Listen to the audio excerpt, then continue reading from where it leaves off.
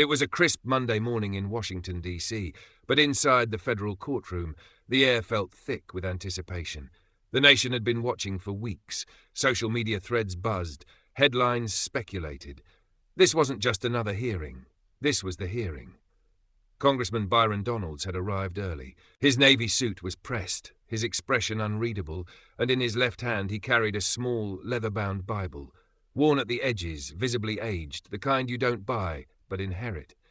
The kind that had survived kitchens, chapels, maybe even foxholes.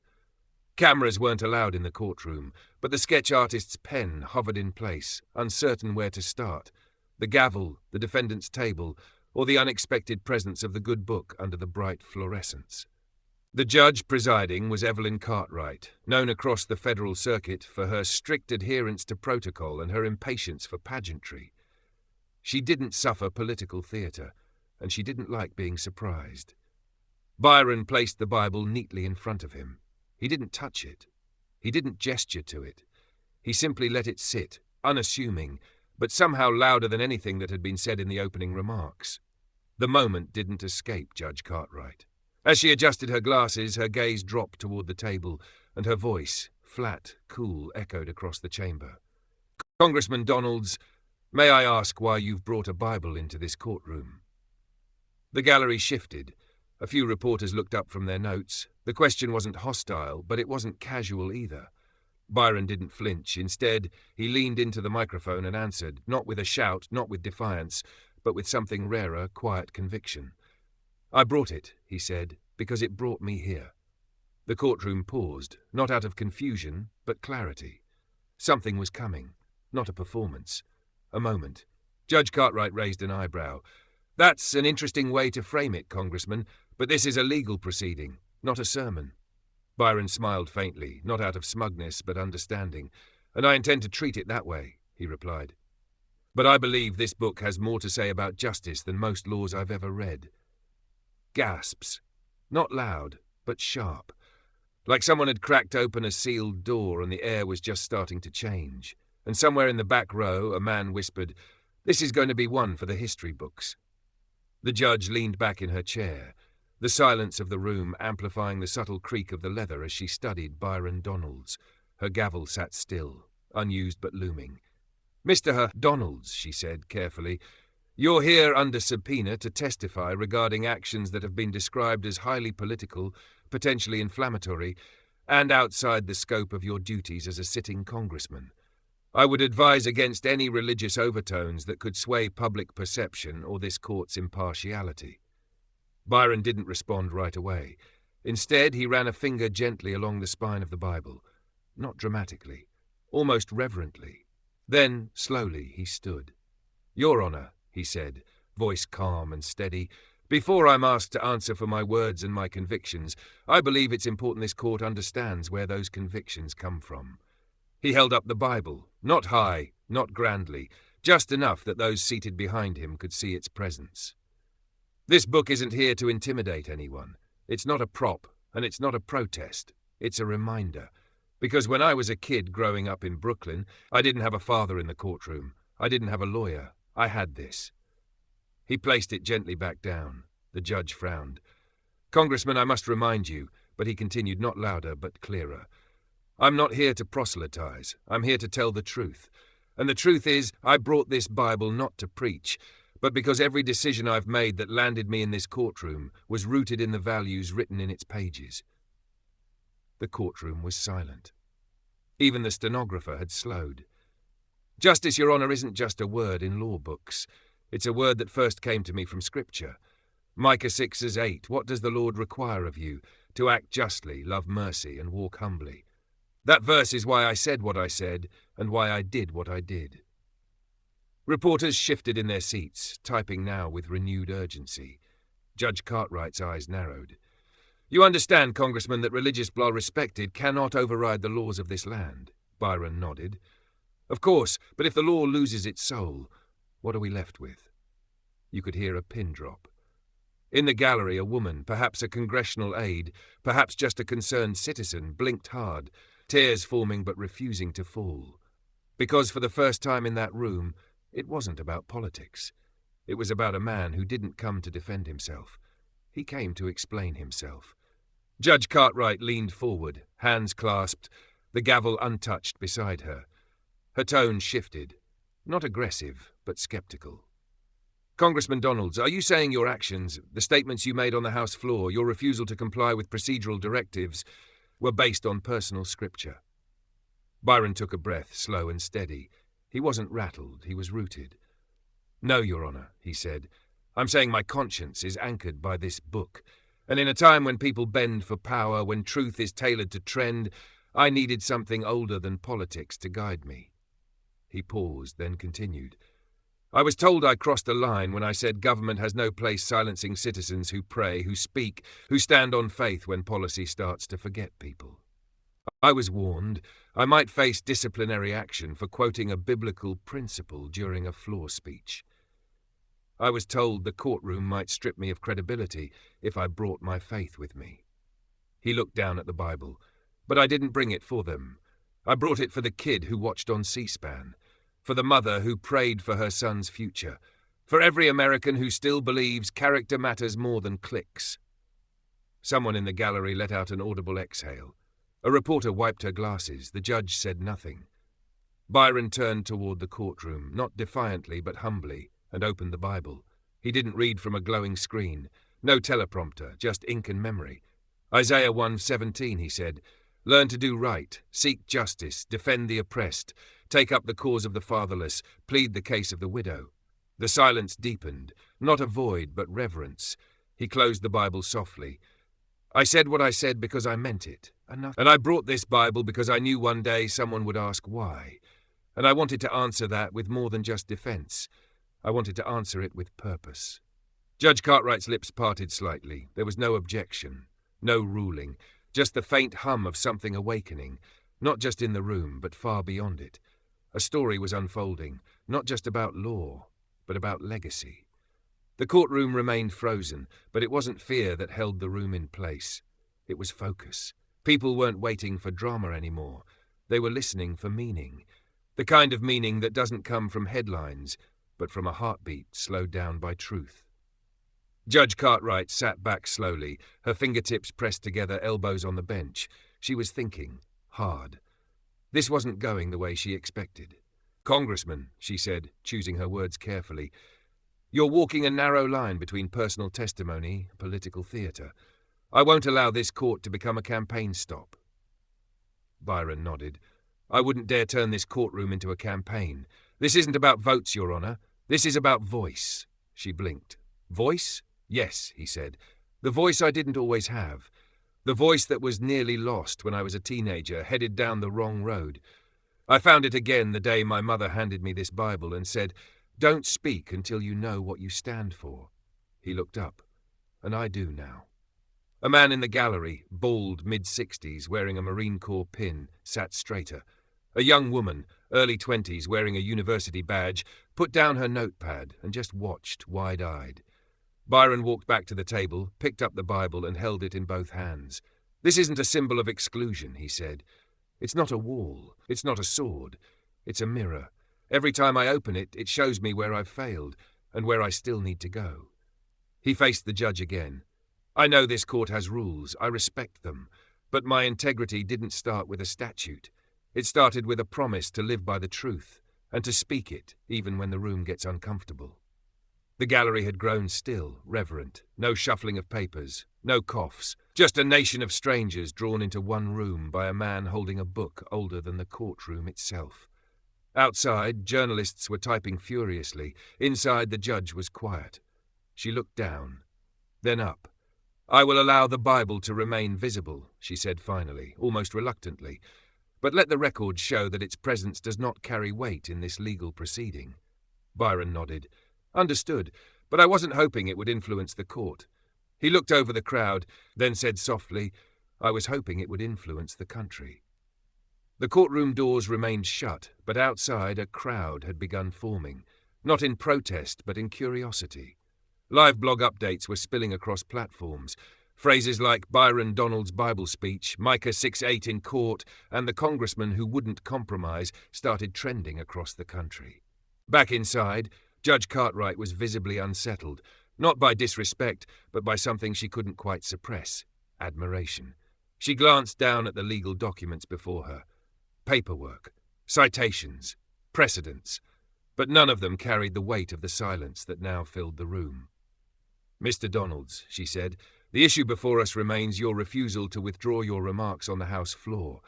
The statement that federal institutions have, quote, lost their moral compass when they silence prayer and elevate power over principle."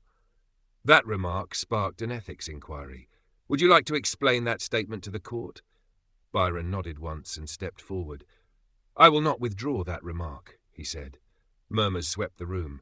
The judge raised a hand, not to silence him, but to steady the moment.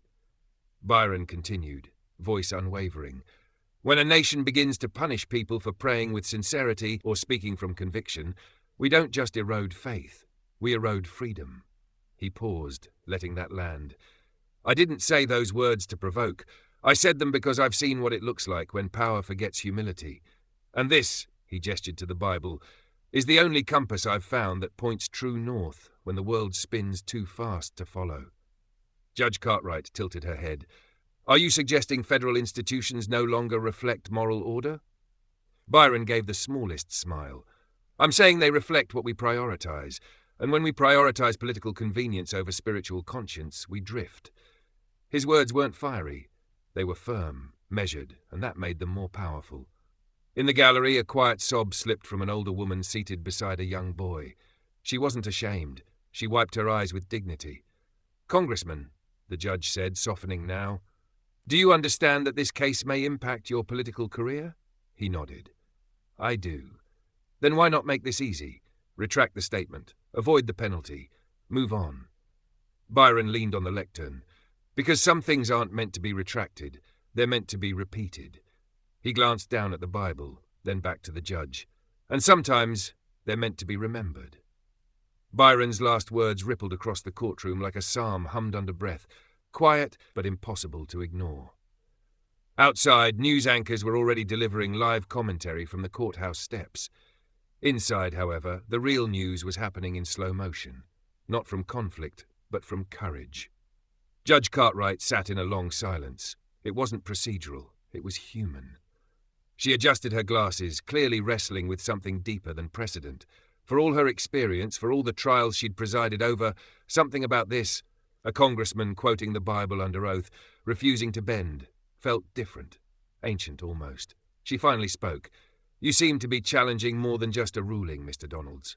You're challenging the tone of governance." Byron didn't hesitate. "I'm not challenging authority. I'm challenging amnesia." The judge raised a brow. "Too many of us," Byron continued, "have forgotten that moral clarity isn't found in party platforms or press conferences. It's found in knowing right from wrong and having the spine to say it aloud when it matters." He took a small step forward, voice growing softer. "And right now, we're living in a time when quoting scripture in public is seen as political, when prayer is ridiculed, when silence in church is safer than speech in court. That's not neutrality, Your Honor. That's fear dressed up as fairness." A hush fell deeper over the crowd. And then, unexpectedly, someone stood up in the back row. A man in his 40s, blue-collar coat, union badge. He didn't say a word. He just stood there. Then another, and another. No clapping, no chanting. Just ordinary people rising quietly, respectfully, as if to say, "We hear him." Judge Cartwright turned slowly toward the gallery. She had seen protests before, angry mobs, political stunts. But this wasn't that. This was reverence. She cleared her throat, steadying her voice. "This court cannot be swayed by sentiment," she said firmly. "We rule by law." Byron nodded. "And the people don't need to sway you. They just need to be heard." He glanced around the room, at the standing crowd, at the quiet resolve. And today, they are.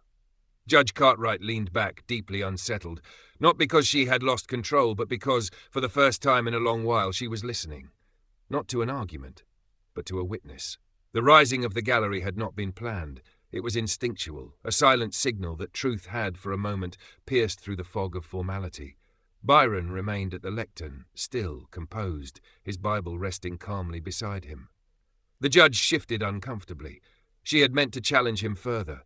She had prepared cross-examination questions, written in advance, meant to expose inconsistencies or paint his stance as overly dramatic. But somehow, those questions now felt small, irrelevant, petty. She lifted the paper in front of her, her pre-written notes. Her eyes scanned the words, but her lips didn't move. "Congressman Donalds," she finally said, "you do understand this courtroom is not a stage for philosophy." Byron's answer was immediate. Justice without philosophy is a hammer with no hand to guide it, and law without moral grounding is just cold arithmetic. The judge tilted her head, folding her hands. "You believe that your remarks, however divisive, were justified because of your personal beliefs?" Byron paused, not because he was uncertain, but because he wanted every word to land where it mattered. "No, Your Honor. I believe they were justified because they were true. I believe truth doesn't need to be convenient to be necessary. I didn't speak out in Congress to get attention. I spoke because someone needed to say that the soul of this country is more than a procedural footnote." The courtroom remained motionless. "I didn't bring this Bible today to win anything," he said. "I brought it because I was tired of pretending I could walk into rooms like this, full of power and protocol, and leave the most important part of me at the door." He stepped back from the lectern and looked around the gallery. Eyes met his. Some were teary, others steeled.